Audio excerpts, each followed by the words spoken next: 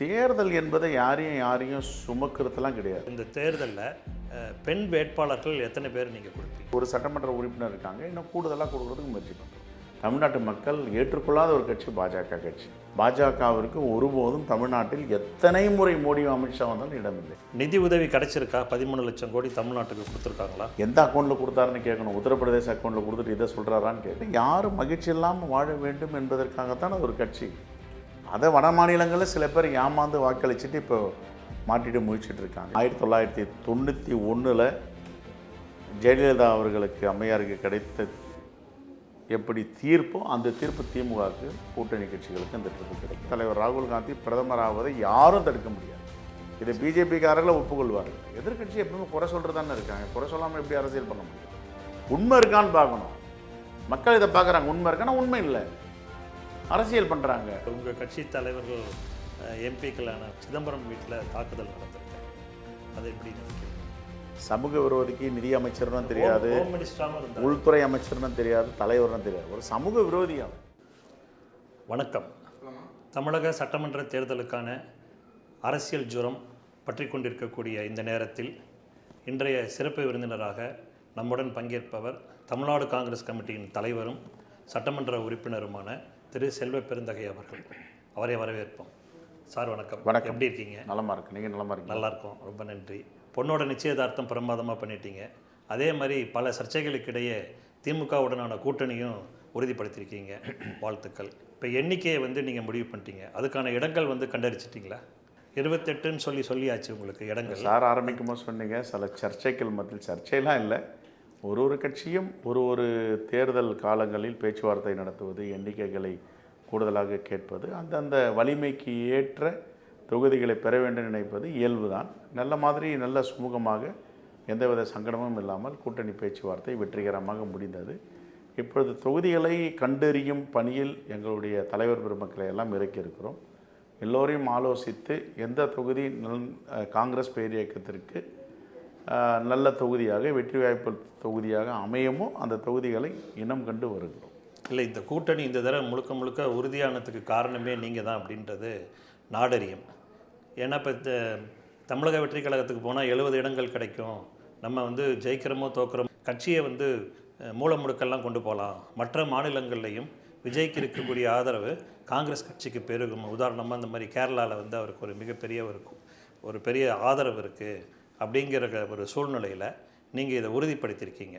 அதன் அடிப்படையில் இப்போ நீங்கள் அடுத்த கட்ட நகர்வாக உங்களுக்கு வெற்றியை தரக்கூடிய தொகுதிகள் அப்படின்னு எதுவும் லிஸ்ட்டு கொடுத்துட்டிங்களா? இல்லை, இது முழுக்க எங்கள் அகில இந்திய காங்கிரஸ் கமிட்டி தலைவர் ராகுல் காந்தி, மல்லிகார்ஜுன கார்கே, எதிர்க்கட்சி தலைவர் ராகுல் காந்தி, எங்களுடைய தலைவர் அன்னை சோனியா காந்தி எல்லோரும் சேர்ந்து எடுத்த முடிவு தான் இந்த கூட்டணி வெற்றிகரமாக அமைந்திருக்கிறது. இது ஒரு ஐடியாலஜிக்கல் கூட்டணி, நேச்சுரல் கூட்டணி, very very very longest journey செய்கின்ற ஒரு கூட்டணியாகும். இப்பொழுது நாங்கள் ஒரு தொகுதியாக ஆய்வு செய்து வருகிறோம். எந்த தொகுதி காங்கிரஸுக்கு உகந்ததாக இருக்குமோ அந்த தொகுதியை அடையாளம் கண்டு அந்த தொகுதிகளை பெறுவதற்கான முயற்சி எடுப்போம். இல்லை, பொதுவாக உங்களுக்கு 2000 ஒரு 26 வருஷமாகவே ஒவ்வொரு தடையும் தேர்தல் அப்போ தொகுதிக்கு பேசுகிறப்ப எண்ணிக்கைகளில் உங்களுக்கும் அவங்களுக்கும் ஒரு சரியாக இணக்கமாக வராமல் காங்கிரஸையே நம்ம தோளில் தூக்கி சுமக்கணும் அப்படின்னு சொல்லி இப்போ அமைச்சர்களாக இருக்கவங்க எல்லாம் பேசி, இது தேர்தல் என்பதை யாரையும் சுமக்கிறதுலாம் கிடையாது. என்னுடைய வாக்கு வங்கி நான் இருப்பது தக்க வைத்துக் கொள்வது, உங்களுடைய வாக்கு வங்கியை நான் எடுத்துக்கொள்வது, என்னுடைய வாக்கு வங்கி எங்களுக்கு கொள்வது, பண்டமாற்று முறைமை வாக்குகள் சதவீதத்தை ஒருவருக்கொருவர் விட்டு கொடுத்து அதை வெற்றி பெற வேண்டும் தேர்தலில் என்பது தான் தேர்தலுடைய கூட்டணி. இப்போ ஒரு பெரிய கட்சி இருக்கலாம், அவர்களுக்கு ஒரு 2 லட்சம் ஓட்டு இருக்குன்னா ஏறக்குறைய 90,000 ஓட்டு இருக்கலாம். ஆனால் வெற்றி பெறுவதற்கு 96,000 ஓட்டு வேணும்னு வச்சுக்கோங்க. அப்படின்னா அந்த ஓட்டு யாருக்கிட்ட இருக்குது? கரெக்ட். அந்த சின்ன ஓட்டு இருந்தாலும் அதுதான் டிசைடிங் ஃபேக்டர். அது மட்டும் தான் ஒருத்தராக சேர்த்து தான் நம்ம பெரிய கூட்டணியை நம்ம அமைச்சிருக்கிறோம், அமைப்போம். எப்போவுமே இதுதான் இயற்கை. ஒரு எக்ஸாம்பிள் ஒரு இடத்தை கடக்க வேண்டும், அது 100 கிலோமீட்டருக்கு 1 லிட்டர் போட்டால் போதும் அப்படின்னா போய் கடக்கலாம். ஆனால் என்கிட்ட 900 மில்லி தான் இருக்குது அப்படின்னா அந்த 1 கிலோமீட்டரை கடக்கும். 900 மீட்டர் வரைக்கும் போயிடுவார். அது 100 மீட்டரை கடக்கணும்னா கொஞ்சம் பெட்ரோல் 100 ml தேவை. அந்த 100 ml யார்கிட்ட இருக்கோ அதை வாங்கி போட்டு வெற்றி பயணத்தை தொடரணும். அதே மாதிரி தான் கூட்டணியிலும் பெரிய கட்சிகள்லாம் இருக்கும், பெரிய சதவீத வாக்கு வாங்கி வச்சுருப்பாங்க. ஆனால் டிசைடிங் ஃபேக்டராக 6%, 7%, 8% கட்சிகள் உள்ளே வரும்போது அதான் வெற்றியாக மாறும். இதுதான் வெற்றிக்கான தோல்விக்கான விடயங்கள். பொதுவாகவே இப்போ நீங்கள் வந்து கூட்டணியில் இருக்கீங்க, நீங்கள் இந்த ஐடென்டிஃபை பண்ணக்கூடிய அந்த தொகுதிகள் உங்களுக்கு கொடுப்பாங்களா, இல்லை வந்து கொஞ்சம் கடினமான தொகுதிகளாக அது ஜெயிக்காது கூட்டணியில் அப்படிங்கிறத வந்து கூட்டணிக்கு கொடுத்துருவாங்களா? இல்லை, எப்பவுமே மாண்புமிகு முதலமைச்சராக கடந்த நாடாளுமன்ற தேர்தலுடைய அனுபவம், அவருடன் பயணம் செய்தது, நாடாளுமன்ற தேர்தலை எப்படி அணுகினார்னு எல்லாத்தையும் கூட்டி கழிச்சு பார்க்கும்போது அவர் எங்கே சங்கடமாக இருக்கோ, எங்கே டவுட்ஃபுல்லாக இருக்கோ அதெல்லாம் அவர் எடுத்துகிட்டு திமுக வேட்பாளர் இறக்கி வெற்றி காண்றார். கொஞ்சம் இயல்பாக சுலபமாக இருக்கிற இடத்த கூட்டணி கட்சிகள் கொடுக்குறாரு. இதுதான் நான் பார்த்தது என்னுடைய அனுபவம். அது ரொம்ப ரேர் அண்ட் ரேரஸ்ட் லீடர் நம்முடைய முதலமைச்சர் மாதிரி இருப்பார். ஸோ ரிஸ்க்கை வந்து கட்சி எடுத்துக்கிட்டு உங்களுக்கு வெற்றி வாய்ப்பு சாதகமாக உள்ள தொகுதிகளை கொடுப்பார். எப்பவுமே எல்லாருக்கும் அப்படி தான் பண்ணுறாரு. இப்போ வந்து நேற்று ஒரு மத்திய இணையமைச்சர் எல் முருகன் பேசுகிறப்ப பிரதமர் 12 தடவை வந்திருக்காரு, 13 லட்சம் கோடி வந்து தமிழ்நாட்டுக்கு வந்து கொண்டு வந்திருக்காரு அப்படின்னு சொல்கிறாரு. அது எப்படி நினைக்கிறேன்? அவர் 12 முறை இல்லை, 22 முறை வந்தாலும் தமிழ்நாட்டில் அவருக்கு மண்ணில் இடமில்லை. தமிழ்நாட்டு மக்கள் ஏற்றுக்கொள்ளாத ஒரு கட்சி பாஜக கட்சி. ஐடியாலஜி வைஸ், நேச்சுரல் வைஸ், இலக்கணம், இலக்கியம், பல இதில் ஒப்பிட்டு பார்த்தாலும் பாஜகவுக்கு தமிழ்நாட்டில் வேலை இல்லை. ஆகையால் தான் அவர் இப்பொழுது ஆளுநர் ரவியை மாற்றின காரணமே மேற்கு வங்கத்துக்கு அங்கே வந்து உன்னுடைய திறமையெல்லாம் காட்டு, இங்கே 4 வருஷம் டிஸ்டர்ப் பண்ணிவிட்டு அங்கே வாங்க அப்படின்னு கூப்பிட்டு போயிருக்காங்க. அதனால் பாஜகவிற்கு ஒருபோதும் தமிழ்நாட்டில் எத்தனை முறை மோடியும் அமித்ஷா வந்தாலும் இடமில்லை என்பது இல்லை. அது வெற்றியை பொறுத்த வரைக்கும். ஆனால் நிதி உதவி கிடைச்சிருக்கா? 13 லட்சம் கோடி தமிழ்நாட்டுக்கு கொடுத்துருக்காங்களா? எந்த அக்கௌண்ட்டில் கொடுத்தாருன்னு கேட்கணும். உத்தரப்பிரதேச அக்கௌண்ட்டில் கொடுத்துட்டு இதை சொல்கிறாரான்னு கேட்கணும். ஒரு நிதியும் கிடையாது. 3000 சில்லரை கோடி ரூபாய் கல்வி, பள்ளி கல்வித்துறைக்கு வர வேண்டியதே கொடுக்கல. இந்த அபியான் சிக்ஷா சமர்கான்ட்டு அந்த திட்டத்தின் கீழே வர வேண்டியதே கொடுக்கலையே. அதே மாதிரி ஜல்ஜீவன் திட்டத்துக்கு ஜல்ஜீவன் கொடுக்கல, ஜிஎஸ்டி கொடுக்கல, பல திட்டங்கள் இருக்குது, எதுக்கும் சரியான நிதியை கொடுக்கல. ஆனால் நாம் நிறைய வரிகளை கட்டுக்கிறோம் ஜிஎஸ்டியாக, அந்த பணத்துடைய பங்களிப்பே கொடுக்காம ஏமாற்றிட்டு இருக்காங்க. இதுதான் யதார்த்தமான ஒன்று. மத்திய அரசு இந்த கோவிட் பீரியடில் இந்த ரயில் பயணிகளுக்கு வந்து இந்த மூத்த குடிமக்களுக்கெல்லாம் கொடுத்த சலுகைகள் பூரா முற்றிலும் நிறுத்திட்டாங்க. அதே மாதிரி பார்த்திங்கன்னா சமையல் எரிவாயு பொருட்கள், இந்த கேஸு, பெட்ரோலு எல்லாம் விலை ஏறின மயமாகவே இருக்குது. அதை எப்படி பார்க்குறீங்க? பாஜகவை பொறுத்தவரை தமிழ்நாட்டில் மட்டும் இல்லை, இந்தியாவில் எந்த மக்களும் மகிழ்ச்சியாக வாழக்கூடாது. அதான் நீங்களே சொன்னீங்க, முதியோர்களுக்கு கொடுத்த உரிமையை, சலுகையை எடுத்துக்கொண்டார்கள். 50% எடுத்துக்கொண்டார்கள். இது மாதிரி யாரும் மகிழ்ச்சி இல்லாமல் வாழ வேண்டும் என்பதற்காகத்தான் அது ஒரு கட்சி.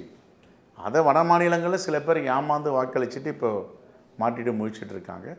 அதனால் ஒருபோதும் மக்களுக்கான கட்சி வந்து பாஜக கட்சி இல்லை என்பது என்னுடைய பார்வை. இப்போ ஆளுநர் ரவி தமிழ்நாடு அரசோட இணக்கமாக இல்லைன்னு சொல்லிட்டு இருந்தோம். இப்போ வரக்கூடியவரும் கிட்டத்தட்ட கேரளாவில் இருந்தவர் அதே மாதிரி தானே இருந்தார். இப்போ அவருடைய நடவடிக்கைகள் அதே மாதிரி தானே தொடரும்? இல்லை, என்னை பொறுத்த வரைக்கும் திராவிட முன்னேற்ற கழகமும் காங்கிரஸ் பேரியக்கம் எப்படிப்பட்ட எதிர்வினையை எதிர்கட்சிகளோ பாஜகவும் ஆற்றினாலும் அது எதிர்கொள்ளுகின்ற முழு திறமையும் திராணியும் இருக்கிறது. ஆகவே தான் நாங்கள் எதை பற்றியும் கவலைப்படுறது. காங்கிரஸ் கட்சி வந்து நீங்கள் மாநில தலைவர், திமுக தலைவரே வந்து 200 இடங்கள் தான் ஜெயிக்கும்னு சொல்கிறாரு. ஆனால் நீங்கள் 210 இடங்களில் கூட்டணி ஜெயிக்குங்கிறீங்க. இந்த தேர்தல் எப்படி இருக்குன்னா, 1991 ஜெயலலிதா அவர்களுக்கு, அம்மையாருக்கு கிடைத்த எப்படி தீர்ப்போ அந்த தீர்ப்பு திமுகவுக்கு, கூட்டணி கட்சிகளுக்கு அந்த தீர்ப்பு கிடைக்கும். இல்லை, அந்த காலம் 96 திராவிட முன்னேற்ற கழகத்துக்கும் கூட்டணி கட்சி தீர்ப்பு, அதே மாதிரி தீர்ப்பு இந்த தேர்தலில் திமுகவுடைய கூட்டணிக்கு, காங்கிரஸ் பேரியக்கம் மற்றும் தோழமை கட்சிகளுக்கான வாக்கு. அப்படி தான் நாங்கள் இதை பார்க்குறோம். இந்த தேர்தல் 210ன்னு சொல்கிறதே குறைச்சி தான். அதுக்கு மேலே வெற்றி பெற்றாலும் ஆச்சரியப்படுறதுக்கு இல்லை. என்ன 234 ஜெயிச்சிருவீங்களா? ஒரு முறை ஒரே ஒரு தொகுதி தான் ஒரு தேர்தலில் ஜெயித்தாங்க. ஒரே ஒரு தொகுதி. 233 தொகுதியும் வெற்றி பெற்றது எதிர்கட்சி. அவங்க வரலாறுலாம் இருக்குது. உண்மை உண்மை உண்மை. இவருக்கு முன்னாள் முதல்வர் கலைஞர் மட்டும் வெற்றி பெற்றார். மீதி வந்து அதிமுக காங்கிரஸ் கூட்டணி வெற்றி பெற்றது. பட் அதுக்கான சூழ்நிலை காலகட்டங்கள் வேறு இல்லையா? இல்லை, அதாவதுங்க, ஒரு காலகட்டத்திலையும் மக்கள் வந்து ரொம்ப தெளிவாக முடிவெடுப்பாங்க. இப்போ பொறுத்த வரைக்கும் பார்த்துக்கோ, இப்போ நேற்றுக்கு கதையை சொல்கிறேன். 60 ரூபா ஒரு சிலிண்டருக்கு விலையேற்றுறாங்க. சிலிண்டர் யாருடைய கட்டுப்பாட்டில் இருக்குது? கேஸ் யாருடைய கட்டுப்பாட்டில் இருக்குது? மோடியுடைய கட்டுப்பாட்டில் இருக்குது. பிஜேபி ஆட்சியுடைய கட்டுப்பாட்டில் இருக்குது. ஒன்றிய அரசு. அப்போ இந்த மக்கள் எப்படி பார்ப்பாங்க? இதை தூக்கி வந்து முதலமைச்சர் தான் செய்யணும்னு சொல்ல முடியுமா? இருந்த போதிலும் ஒன்றிய அரசு என்ன பழி வாங்கினாலும் மக்களை, இவர் தினம் தினம் தன்னுடைய மக்கள் பணியை திறமையாக நிதி ஆளுமையோடு கையாளுகிறார். பாருங்கள், ஒரு கூட்டத்தை போட்டார் முந்தாவது நாள், நேற்றுக்கு ஒரு கூட்டத்தை போட்டிருக்காரு, இன்றைக்கி ஒரு கூட்டம் சாயந்தரம் நடக்க இருக்கு. தொடர்ந்து கூட்டங்கள் நடத்தி இதை எப்படி அணுகிறது, இதை எப்படி கொண்டு போகிறது அப்படின்ட்டு எல்லா முயற்சிகளையும் எடுத்து முறியடிக்கிறார். காங்கிரஸ் கட்சி தலைவர்கள் வந்து உங்களுக்கு பிரச்சாரத்துக்கு வராங்களா? இப்போ திமுக வந்து தொடர்ச்சியாக மாநாடாக நடத்திக்கிட்டு இருக்காங்க. அவங்க வந்து தேர்தலுக்கு வந்து முழு வீச்சில் இறங்கி மகளிர் மாநாடு, இளைஞர் மாநாடு, தலைவர் மல்லிகார்ஜுன கார்கே, தலைவர் ராகுல் காந்தி, அம்மா சோனியா காந்தி எல்லோரும் தேர்தல் பிரச்சாரத்துக்கு வரவிருக்கிறார்கள். ஏன் சொல்ல போனால் பிரியங்கா காந்தியோட வர போகிறாங்க. எல்லாம் தயார் பண்ணிகிட்டு இருக்கோம் கூட்டங்கள். பிரதமர் மோடி வந்து உலகத் தலைவர்கள் மத்தியில் ஒரு பெரிய இமேஜ் பிம்பமாக காணப்படுறாரு. அவருக்கு கூடிய கவுண்டர் பார்ட்டு ராகுல் காந்தி.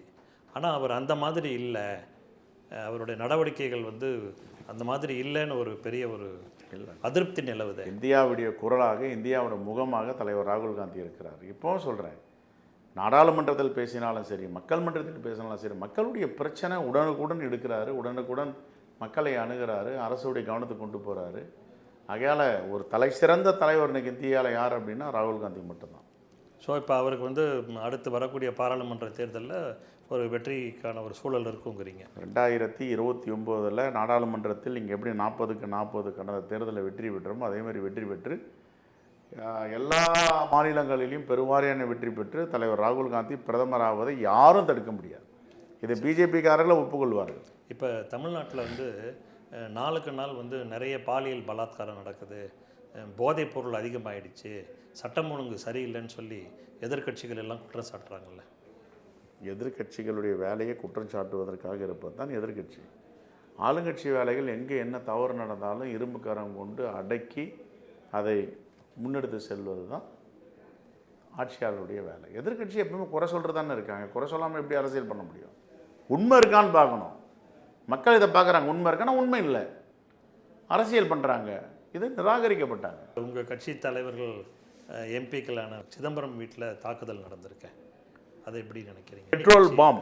ஒரு கூட்டணி கட்சி, அவர் வந்து அப்படி இல்லைங்க, அப்படி ஃபினான்ஸ் மினிஸ்டர் அப்படி இல்லை. அதாவது எப்படின்னா, சமூக விரோதிக்கு நிதி அமைச்சர்னு தெரியாது, உள்துறை அமைச்சர்னு தெரியாது, தலைவர்னு தெரியாது, ஒரு சமூக விரோதி. அவன் ஏதாவது டீஸ் பண்ணணும், ஒரு மண்ணெண்ணெய் ஊற்றி ஒரு பாட்டில் எடுத்து எரிஞ்சிட்டு போகிறான், அது உடனே பெட்ரோல் குண்டு வீச்சு அது இதுன்னு போட்டாங்க. ரைட்டு, அது ஒன்றும் தவறு இல்லை. ஊடகங்கள் தன்னுடைய தர்மத்தை செஞ்சு கொண்டு இருக்கின்றன, தொலைக்காட்சிகள் எழுதுகின்றன, பேசுகின்றன, ரைட், பேசிட்டு போட்டோம். ஆனால் உண்மை என்னன்னா, எதுக்காக போட்டான்னா அவன் சேடிஸ்டாக தான் இருப்பான். இப்போ கைதான பேர் தெரியும். உங்களுடைய தேர்தல் அறிக்கையை எப்போ வெளியிட போகிறீங்க? தமிழ்நாடு காங்கிரஸ் கமிட்டி தயார் பண்ணிகிட்டு இருக்கோம், மிக விரைவில் வெளியிடுவோம். இந்த தேர்தலில் பெண் வேட்பாளர்கள் எத்தனை பேர் நீங்கள் கொடுப்பீங்க? வாய்ஸ் ஆசிட்டிஸ் ஒரு சட்டமன்ற உறுப்பினர் இருக்காங்க, இன்னும் கூடுதலாக கொடுக்குறதுக்கு முயற்சி பண்ணுறோம். உங்களோட ஸ்க்ரீனிங் கமிட்டியோட அடுத்த கூட்டமோ இல்லை வந்து அவங்களோட கைட்லைன்ஸோ வச்சு தான் பண்ணுவீங்களா, இல்லை நீங்களே டிசைட் பண்ணிடுவீங்களா? டிரான்ஸ்பரண்ட், எல்லா தலைவருடையும் பட்டியல் வாங்கி எந்த தொகுதி தேர்ந்தெடுக்கணும், அதுக்கப்புறம் அந்த தொகுதிகளை யார் சரியான நபர்கள் நியமிக்கணுன்றதை பற்றி பேசுவோம். ரொம்ப நன்றி.